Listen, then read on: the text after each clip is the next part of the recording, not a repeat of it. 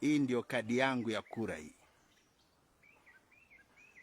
lakini wacha ikae hapa mfukoni, sipigi kura.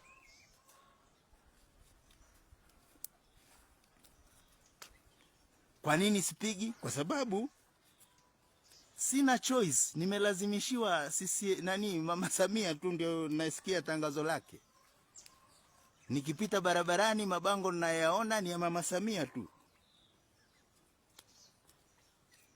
na mimi simtaki. Ningetaka nipate choice nyingine, lakini wale wengine waliowekwa ni kwamba hata hawawezi kupata hizo kura zinazotakiwa. Ngoja niweke hii pochi yangu vizuri, nirudishe hii kadi yangu ya kura isije ikapotea. Maana wakati sheria zitakaporekebishwa, ngoja niiweke kwanza. Wakati sheria zitakaporekebishwa za uchaguzi, mtaitumia kadi yangu ya kupiga kura nikapige kura.